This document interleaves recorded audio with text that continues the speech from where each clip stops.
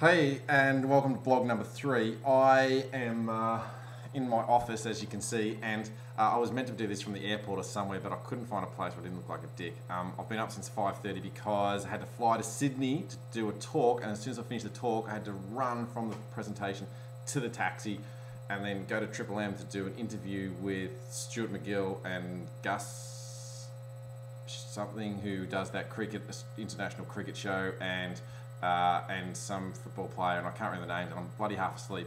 But I've got my book launch tonight, so I did the interview and then I flew back here, and I'm in the office and I've got about 5 minutes. But I wanted to continue blogging, and it was interesting. I posted the blog yesterday all about discovering your freak ability, and I don't expect that it's going to give you enlightenment. It just gets your brain ticking. I know that people still have a frustration where they go, yeah, but I'm not really, I'm good at these dumb things. And I know Pauline, she was great, post like crazy, everybody's out there, but Pauline posted that she goes, oh, I'm good at remembering, trivial things. And this is where I find most people go wrong, is that they just do it. They ignore what they're actually really good at, and they don't realize that their ability is right in front of their face. When I used to run a program called Limitless, I actually used to say to everybody, I said, your innate talent, the thing that you're very good at, unbelievably at a deep, easy level, is something that is so easy to you that you take it for granted. And not only that, you appreciate it the least out of all the things you can do. So it's so effortless that you appreciate it the least. So when Pauline says something like, oh yeah, but I do all these, I just remember trivia that's not good to anybody. I'm like, the moment you go, oh, but that's nothing, that's it. That is your ability. So when people say to me, oh, you can speak so well, I'm like, yeah, but great, I can speak, great, what the hell is that going to do? So then I started to go, all right, I can speak well, so maybe it's that I engage people. Is that what I'm really good at? And I was like, oh, engage people, maybe I'm really good fun, and I couldn't really work out what it was. Eventually I started to go, oh, what I'm very good at is taking complicated things and making it very simple, and then communicating that. And then you go, well, that's not a job. Take something complicated, simplify it, and tell people. That's not a job. But when you look at the work I do, I really do that. I take lots of information, I simplify it, and then I communicate it to audiences, or to people like yourself.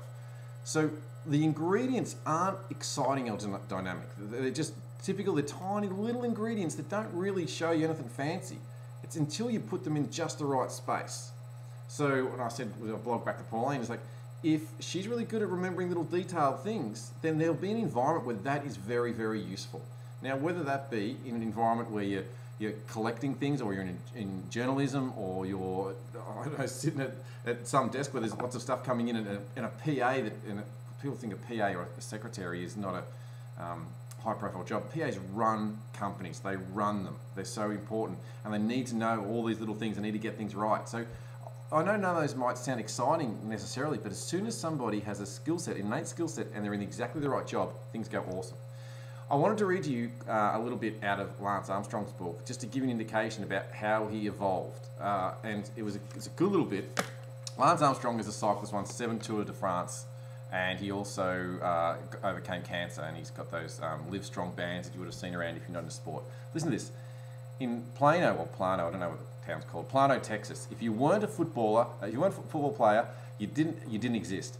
And if you weren't upper middle class, you might as well not exist either. My mother was a secretary, so I tried to play football, but I had no coordination.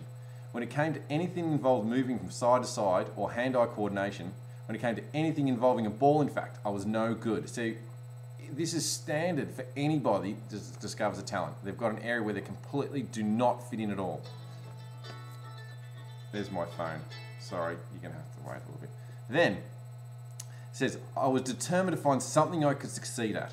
When I was in the 5th grade, my elementary school held a distance running race. I told my mother the night before the race, I'm going to be a champ. She just looked at me, and then she went into her things and dug out a 1972 silver dollar. This is a good luck coin, she said.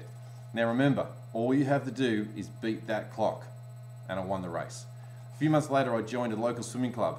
At first, it was another way to seek acceptance by the other kids in the suburbs who all swam at the Lost Rhine Country Club, where their parents were all members. On the first day of swimming practice, I was so inept I was put in with the other 7-year-olds. Rather, not with the other 7, which was with the 7-year-olds. He was not 7 years old. I looked around and saw the youngest sister of one of my friends. It was embarrassing.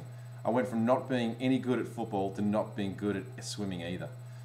My point purely is that you're going to flounder. Even in my job, I have had far more failures. And you hear that saying from, I think it was Edison invented the light bulb. They said, had 10,000 attempts to inventing the light bulb. People think those are good motivational stories. Oh, that's amazing. He just kept on going. No, that's just life. If you're consistently looking for what you want, you're gonna cock it up more.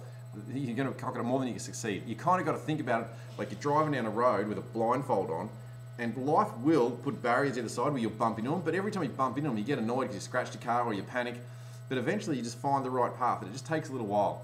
So what I'd be really encouraging you to do is start to recognize and acknowledge the things that you do with such unbelievable ease, because that's your freak talent. It's just that you haven't found a place to put it. When Lance Armstrong, it's just as an example for now because that's what I'm reading, when Lance Armstrong was eventually put in a long distance race, he started to realize he had a natural ability to be resilient and to just chip away, and he could be in more pain than everybody else.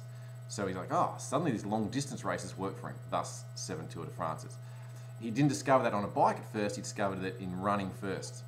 So the same thing for you. You've got to go, what is he naturally good at? And don't dismiss it. Stop doing this whole like, oh yeah, but I'm nothing. The moment you do that, you just blew the opportunity to look at what you're really capable of. So have a play with that idea. Please feel free to post. I was going to do some stuff for somebody, Belinda, but I didn't manage to get that topic today because I'm under the pump, but I'll do it tomorrow or the next day. So if you post me stuff, I'm happy to answer it. Absolute pleasure, people. You're on Freak TV, where we look at the implementation and use of the self-help knowledge on the globe, and sometimes I'll get my words in the right order. See you tomorrow, people. Bye.